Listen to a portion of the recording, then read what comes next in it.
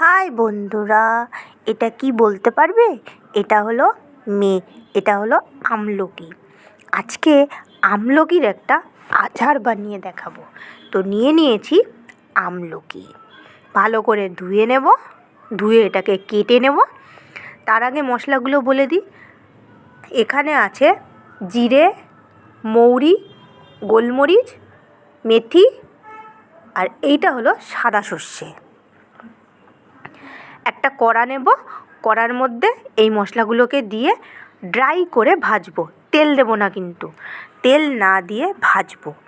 ভেজে নিয়ে এটাকে গুঁড়ো করে নেওয়া হবে। এই হলো গুঁড়ো করার পর এটা আচারে ব্যবহার করা হবে। এইদিকে আমলকিটাকে সেদ্ধ করে নিয়ে এইভাবে পিস করে নিয়েছি। বীজগুলোকে ফেলে দেবো আর আমলকি দিয়ে আচার বানাবো।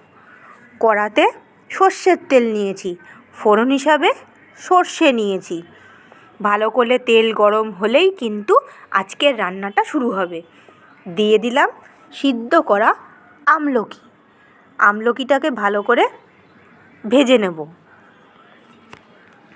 এটা কিন্তু মিষ্টি আচার না, এটা কিন্তু টক আচার বন্ধুরা। এরপর এর মধ্যে নুন আর হলুদ দিয়ে দিলাম, আর একটু লঙ্কার গুঁড়ো দিলাম। যারা যেরকম পরিমাণ খান সেরকম দিয়ে দেবেন। এবার মশলা যে বেটে রেখেছিলাম সেই গুঁড়ো করা মশলাটা এর মধ্যে পরিমাণ অনুযায়ী দিয়ে দিলাম। স্বাদ অনুযায়ী নুন আর রং অনুযায়ী হলুদ দিয়ে দিয়েছি। এবার ভালো করে এটাকে মিক্সিং করে নেব। আর খুব কম সময়ের মধ্যেই আচারটা কিন্তু তৈরি হয়ে গেল বন্ধুরা। দেখতেই পাচ্ছেন আচার কিন্তু তৈরি হয়ে গেছে। তো আপনারাও এরকমভাবে আমলকির আচার বাড়িতে বানিয়ে ফেলুন।